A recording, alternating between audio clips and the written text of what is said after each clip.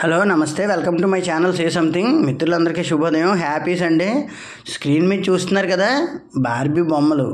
నిజంగా చిన్నప్పుడు అందరికీ కూడా బర్త్డేకి స్పెషల్ గిఫ్ట్ ఏదైనా ఉందంటే అందరూ ఆడపిల్లలకి చిన్నపిల్లలకి బాగా గిఫ్ట్ ఏదైనా గుర్తుంది అంటే కనుక ఈ బార్బీ బొమ్మలే గుర్తుండేవి. సో అర్థమవుతుంది కదా, నేషనల్ బార్బీ డే ఈ రోజున. యాక్చువల్గా ఇది స్టార్ట్ చేసింది March 9, 1959 న్యూయార్క్లో స్టార్ట్ చేశారు. 1959 అంటే 67 సంవత్సరాలు ఇవాళతో, అంటే ఆ స్టార్ట్ అయిన ఇయర్తో కలుపుకుంటే 67 ఇయర్స్ ఆఫ్ బార్బీ అనమాట.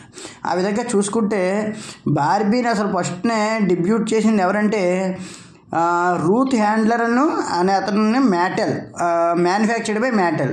అంటే రూత్ హ్యాండ్లర్ అనే అతను ఇంట్రడ్యూస్ చేసినప్పుడు మెటల్తో, ఒక రకమైన మెటీరియల్తో మ్యానుఫ్యాక్చర్ బై మ్యాటెల్ అనమాట. అంటే ఒక కంపెనీ వాళ్ళు ఎవరో తయారు చేశారనమాట. తర్వాత ఫస్ట్ ఇంట్రడ్యూస్ అని March 9, 1959 ఆ రోజునే ఈ బొమ్మ బయటకు వచ్చింది. అంటే ఆ విధంగా ఇంట్రడ్యూస్ అయ్యిందనమాట. ఆ విధంగా చూసుకుంటే టాయ్స్లోని అప్పట్లో ఇది నెమ్మదిగా అంటే సంచలనం సృష్టించడం మొదలుపెట్టింది. ఓ విధంగా చూసుకుంటే ఇవి మనకి క్రిస్టియన్ ఏంజిల్స్లా కనబడతాయి ఈ బొమ్మలు. బట్ ఫారిన్ అమ్మాయిలా కూడా కనబడతాయి చక్కగా. అంటే ఎదుగుతున్న ఆడపిల్లలా కనబడతాయి మనకి. చాలా వరకు చిన్న పిల్లల దగ్గర నుంచి పెద్దవాళ్ళ దగ్గర నుంచి అన్ని రకాల బొమ్మలు ఉంటాయి. ఆ విధంగా చూసుకుంటే అక్కడ ఎక్కువగా కూడాను ఈ క్రిస్మస్ సీజన్లోను వీటిలోనూ విపరీతమైన అమ్మకాలు జరిగేవి. అందులో ఇప్పటికీ మనకి తెలుసు కదా, క్రిస్మస్ సీజన్ వస్తే వాళ్ళకి ఇంకా బిలియన్లు దాటిపోతాయి అమ్మకాలు. ఆ విధంగా ఈ బొమ్మ చాలామందికి బర్త్డేస్కి, అలాగే అక్కడ స్పెషల్ ప్రజెంటేషన్స్కి, కిడ్స్కి ఇవ్వడానికి ఇంకా అలాగే ఒక రకమైన ఆయుధంగా మారిపోయింది. అక్కడ ఒక చోటే కాదు, రాను రాను ఇంకా అది ఎలా సెట్ అయిపోయిందంటే మనకి తెలుసు కదా, 90sలో అయితే నాకు బాగా గుర్తు, 90s నుంచి 2000 మధ్యలో ఇంకా ప్రతి ఫంక్షన్కి ఎవరైనా చిన్నపిల్లల ఫంక్షన్ జరిగితే వాళ్ళ చేతిలో ఒక బార్బీ బొమ్మ ఉండేది. యాక్చువల్గా ఈ బార్బీ బొమ్మల కంటే ముందర మనం రబ్బర్ బొమ్మలు ఉండేవి, చక్క జడ అది వేసి అవన్నీ. ఇవి అలాంటివే, కాకపోతే ఇది కంపెనీ, అంటే ఒక డిజైన్డ్ కంపెనీ అనమాట. అలాగే మన సైడ్ డూప్లికేట్, మన వాళ్ళు తెలుసు కదా, రెనాల్డ్స్ పెన్ వస్తే రెనాల్డ్స్కి చిన్న స్థాయి వేరేగా అలాగే ఉండే పెన్నులు అలా తయారు చేయడం.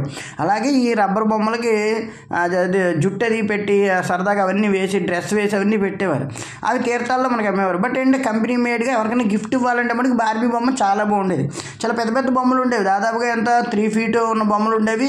ఒక సందర్భంలో అయితే 5 feet ఉన్న బొమ్మలు ఉండేవి. ఎక్కువ శాతం 1 feet ఉన్న బొమ్మలు, బాగా ఈ బాక్సుల్లో ఉన్న బొమ్మలు చాలా విపరీతంగా అమ్మేవారు అనమాట.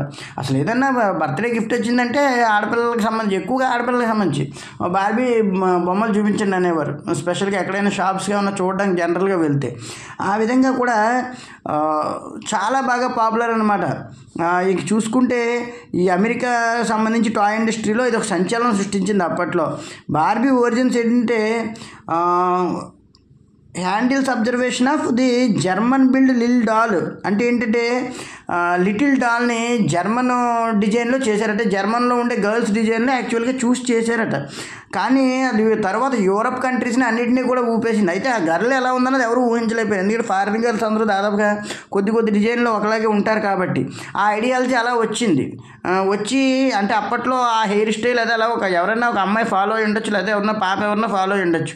దాన్ని చూసి అలా ఒక ఐడియా కూడా రావడం గొప్పే కదా. ఆ లెక్కలో చూసుకుంటే ఫ్రాంచైజీకి సంబంధించి కానీ, అలాగే Barbie impact, Barbie has had a significant impact on social values, conveying characteristics of female independence and idealized upscaled life style. అంటే ఇది మనం చెప్పుకోవాలంటే ఎలా అంటే significant impact on social values. అంటే ఒక ఎదిగే పాప ఎంత చక్కగా ఉండాలో, ఎంత సోషలబుల్గా ఉండాలో అంత నీట్గా చూపిస్తూ ఉంటుంది అనమాట. అంటే అంత బాగుంటాయి. అంటే పిల్లలకి ఇవ్వాల్సిన ఫ్రీడము అదంతా కూడా బార్బీ బొమ్మలో కనిపిస్తుంది.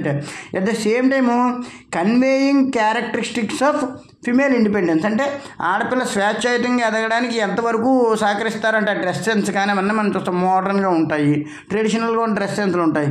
ఆ విధంగా కూడా వాళ్ళ ఇండిపెండెన్స్కి అద్దం పట్టే విధంగా ఉంటుంది. ఐడియలైజ్డ్ అప్స్కేల్ లైఫ్ స్టైల్, అంటే అప్స్కేల్ లైఫ్ స్టైల్, పైకి ఎదగే క్రమంలో ఉండే లైఫ్ స్టైల్లో ఎలా ఉండబోతున్నారు ఆడపిల్లలు అనేటువంటి మనకి చెప్పడానికి అనమాట. అదే ఈ విధంగా బార్బీస్ ఇంపాక్ట్ అనేటువంటిది చాలా కంపల్సరీగా చెప్పారు. ఇక కెరీర్ అయితే చూసుకుంటే ఇంకో చెప్తున్నాం కదా, teenage fashion model Barbie has portrayed with humorous careers including STEM fields అంటే ఏంటంటే ఈ రకం బేబీని చూసిన తర్వాత చాలామంది ఇంపాక్ట్ అయ్యారట. అంటే ఇలా ఉండాలి పాప అని చెప్పేసి ఆ కెరీర్లో నిజంగా బార్బీ చాలా రకాలుగా మార్పులు చెందుతొచ్చింది. చిన్న పాప దగ్గర నుంచి పెద్ద పాప వరకు ఆ బొమ్మలు తయారు చేస్తూ వచ్చారు. చెప్పాను కదా, ఒకనొక దశలో 5 feet 4 feet బొమ్మలు కూడా బయట ఉండేవి. దాదాపుగా అప్పట్లోనే 5,000 3,000 ఉన్న సందర్భాలు ఉన్నాయి. 90s బాగా ఊపేసింది. 80s to 90s బాగా ఐడియా ఉంది. 90sకి వచ్చాక ప్రతి షాప్లోనూ బార్బీ బొమ్మలు ఉండేవి. జనరల్గా మన ఏరియాలో తయారు చేసిన బొమ్మలు అవి కూడా ఉండేవి. కానీ బార్బీని ప్రత్యేకంగా కొంతమంది ఇష్టపడేవారు, డిజైన్లు ప్రత్యేకంగా ఇష్టపడేవారు అనమాట. తర్వాత ఒక పూల బొట్టు పట్టుకుని వెళ్తున్న బార్బీ బొమ్మ ఒకటి ఉండేది చరముడు, బాగా పాప ఒకరు పక్కన ఉండి చాలా ఫేమస్. అది అందరూ కూడా స్క్రీన్ మీద కూడా కనబడుతూ ఉంటాయేమో మనకి. చాలా బాగా అసలు రన్ అయ్యేది ఏకంగాను. అవైతే వచ్చిన స్టాక్ కూడా అయిపోయి అంటే మేము చూసేవాళ్ళం. అక్కడ మాకు ఒక ఫ్యాన్సీ షాప్ తెలుసున్నదని ఉంటే ఆయన ఎక్కువ బార్బీ బొమ్మలు తెప్పించేవారు కాకినాడలోనే అక్కడను. తర్వాత బార్బీస్ ఫుల్ నేమ్ ఏంటంటే అసలు వాళ్ళు యాక్చువల్గా ఫుల్ నేమ్ పెట్టింది బార్బరా మిల్సెట్ రాబర్ట్స్. 1960లో పెట్టిన పేరు. యాక్చువల్గా పబ్లిష్డ్ అయినప్పుడు అంటే బుక్స్ పబ్లిష్ అయ్యాయి దీని గురించి. ఆ character full name Barbara Millicent Roberts అని పెట్టారు. బట్ ఏంటంటే తర్వాత వచ్చిన అనేక ఫిక్షన్స్లోను వాటిలోనూ అంత పేరు రాసి బదులు సింపుల్గా ఉండేలాగా బార్బీ అన్నారు. అంటే ఎక్కువగా ఆడపిల్లల బొమ్మలే మనకు ఎక్కువ కనబడుతున్నాయి కదా. అందువల్ల ఏంటంటే ఆడపిల్లని సింపుల్గా ఏం చేస్తాం, ఒక సింపుల్ వర్డ్లో పిలుస్తాం. అందువల్ల ఏంటంటే అలా బార్బీ అన్నారనమాట. అంటే ఆడపిల్లల అర్థం వచ్చేలాగా ఆ విధంగా డిజైన్ చేశారు మనం చెప్పుకోవాలి అంటే. ఇక ఈ బార్బీ బొమ్మల గురించి చెప్పుకోవాలంటే పసిపిల్లలకి ఒక ఐఫిస్ట్ అని చెప్పచ్చు. ఎందుకంటే వాళ్ళు ఇంకా మీరు 100 బొమ్మలు పెట్టి ఆ మధ్యలో ఈ బొమ్మ కానీ ముఖ్యంగా టెడ్డీ బేర్లు ఇవి పెడితే టెడ్డీ బేర్లు కూడా తీసుకునే అమ్మాయిలు వాళ్ళు తక్కువ ఉండొచ్చు. కానీ బార్బీ బొమ్మకి దృష్టి పడని అమ్మాయిలు కానీ అంటే పిల్లలు చంటి పిల్లలు కానీ ఉండరు. జనరల్గా చిన్నపిల్లలు కూడా అబ్బాయిల్లో కూడా చాలామంది ఆ బొమ్మలు చూసి చాలా బాగున్నాయి ఇంట్లో పెట్టుకుందాం అని అనుకుంటారు. ఎందుకంటే అంత బాగా డిజైన్ చేసింది బార్బీ వాటిని. అలాగా ఈ విధంగా చూసుకుంటే 67 ఏళ్ళుగా ఒక సంస్థ ఆ బొమ్మలను అంత చక్కగా డిజైన్ చేస్తే ఎక్కడ కూడా తడబడకుండా తమ మార్కెట్ని ఇంప్రూవ్ చేసుకుంటుందంటే ఇప్పుడు రకరకాలు వచ్చేసి ఉండొచ్చు. బట్ స్టార్ట్ చేసి దాన్ని అంత ఇంప్రూవ్ చేసి ఆ బొమ్మలను తీసుకొచ్చి అలాగా చేయడం అనేది చాలా గ్రేట్. వీటితో పాటు చాలా బాగుండేవి కొన్ని టాయ్స్, లియో టాయ్స్ అని, ఫన్ స్కూల్ టాయ్స్ అని, అలాగే అప్పట్లో చాలా బాగుండేవి అనమాట. లియో టాయ్స్కి అయితే హెవీ అసలు అవి. లియో అయితేను దాంట్లో సింహం బొమ్మ ఒకటి ఉండేది లియోలో. అయితే నాకు బాగా గుర్తు, మా ఫ్రెండ్ వాడేవాడు వాళ్ళ ఎవరికి వాళ్ళ పిల్లల తాలూకా వాళ్ళకి. అది నేలనేసి కొట్టినా కూడా విరిగేది కాదు, అంత లియో టాయ్ అంత బలంగా ఉండేది, అంత material heavy material. Fun school toys ఏవి బ్లాక్లు అవి వచ్చేవి కదా మనకి, రకరకాల బ్లాక్స్ పెడతాము ఏది హౌస్ డిజైన్ చేసినట్టు. ఆ బ్లాక్స్ అవన్నీ కూడా ఫన్ స్కూల్ కంపెనీ వచ్చేవి. అలాగే ఇవి ఒక డిజైన్ సీనరీలా ఇచ్చి రకరకాలుగా యాడ్ చేయమంటూ ఉంటారు, అంటే తగిలించమంటూ ఉంటారు కదా డిజైన్లో ఇచ్చి, అదంతా ఒక సీనరీలో అవ్వాలి. అలాంటి అడాప్టెడ్ టాయ్స్ కానీ అవన్నీ ఫన్ స్కూల్ చాలా బాగుండేది. ఫన్ స్కూల్లో ఇంకా చెస్ అవన్నీ కూడా చాలా బాగా వచ్చేవి అప్పట్లో. ఇంకా ఏవో బ్రెయిలీ అంటే అంటారు కదా, గోళికాయలు అవి ఉంటాయి కదా, గోళీలు ఉండే ఆట కానీ ఇవన్నీ కూడా అనమాట. మొత్తం బ్రెయిన్ వేట, ఆ బ్రెయిన్ వేట గేమ్స్ సంబంధించి కానీ ఇవన్నీ కూడా చాలా మంచి మంచి టాయ్స్. లియో టాయ్స్ అయితే ప్రత్యేకంగా పిల్లలకి లేడీ బొమ్మలు, సింహం బొమ్మలు, ఏనుగు ఇటువంటివన్నీ చాలా అందంగా ఉండేవి. ఆ కంపెనీలే చాలా బాగుండేవి. లియో టాయ్స్ చూస్తే ఎంతమందికి సరదా ఇచ్చేదో. ఆ బార్బీ బొమ్మలు పక్కన Leo toys, fun school toys అతను పేర్చేవారు. మాకు బాగా తెలుసు, నేను ఒక ఆయన ఉండేవారు. వారి దగ్గరికి ఎప్పుడైనా ఎవరికైనా పిల్లలు గిఫ్ట్ కావాలంటే సరదాగా వెళ్ళేవాళ్ళు. ఆయన ఆఫర్ కూడా ఇచ్చేవారు అప్పట్లో మనకి. అందువల్ల ఏంటంటే ఆ టాయ్స్ అన్నీ చూస్తున్నప్పుడు భలే అందంగా ఉండేవి. ఇప్పుడు రకరకాల కంపెనీస్ వచ్చి ఉండొచ్చు కానీ తర్వాత జియో జాయ్ వాడు కూడా చాలా బొమ్మలు తయారు చేసేవాడు. జియో జాయ్ తర్వాత వచ్చింది, అది కూడా బొమ్మలు అద్భుతమైన బొమ్మలు, కార్లు, జీపులు అవన్నీ కూడా. ఇవి కూడా ఫన్ స్కూల్లో ఉండేవి. ఫన్ స్కూల్లో జీప్ ఒకటి ఉండేది, కీ జీపు, అద్భుతంగా ఉండేది. దాని టైర్లు ఉండేవి, అరిగేవి కాదు అసలు. బొమ్మన్న విరిగిపోయేది కానీ అరిగేది కాదనమాట. ఆ విధంగా చూసుకుంటే ఈ టాయ్స్ అన్న ప్రపంచానికి ఎన్నో విధాలైన పరిచయాలను చేసాయి. ఆ విధంగా ఈ బార్బీ బొమ్మ అనేటువంటిది ప్రపంచానికి ఒక విధంగా గిఫ్ట్ ఆర్టికల్ ఇవ్వాలంటే వేరే ఆలోచన వచ్చేది కదా, వేరే ఆలోచన కూడా అవసరం లేదు. కనీసం ఒక 50 మంది గిఫ్ట్ ఇస్తే ఏదన్నా ఒక ఫంక్షన్ జరిగినప్పుడు అందులో 20 బొమ్మలు 25 బొమ్మలు ఈ బార్బీలే ఉండేవి. రకరకాల బార్బీలు ఉండేవి, ఒక్కొక్కసారి ఒకే రకం బార్బీలు కూడా వచ్చేవి. అసలు ఇవన్నీ కబ్బోర్డుల్లో పెట్టుకోవడానికి చాలా అందంగా ఉండేవి. మెయిన్ అసలు ఇవి వాడకానికి పనికి వస్తాయి. ఇప్పుడు ఏదన్నా డబ్బాలో అవి ఇస్తే మనం ఇంట్లో వాడేసుకుంటాం, పెళ్ళిళ్ళకి వాటికి వెళ్ళినాం. కానీ ఇలా వెళ్ళినప్పుడు ఎవరికైనా ఈ బొమ్మలు అవి ఇస్తే, మనకి గిఫ్ట్లకి ఇస్తే, అవి ఎక్కువ కబ్బోర్డుల్లో ఈ బార్బీ బొమ్మలు పెట్టుకోవడానికి చక్కగా ప్రతి కబ్బోర్డులోనూ అంటే హైట్ కానీ అలాగే మనం మిడిల్ కబ్బోర్డ్ కబోర్డులు తయారు చేస్తాం, హైట్ కబోర్డులు చేస్తాం.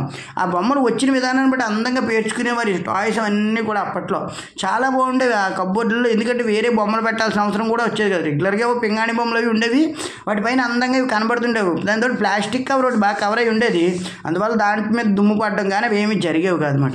ఈ విధంగా చూసుకుంటే బార్బీ బొమ్మలు కానీ అలాగే రకరకాల టాయ్స్ ప్రభావం కానీ పిల్లలపై అనేక విధాలుగా పడుతుంది.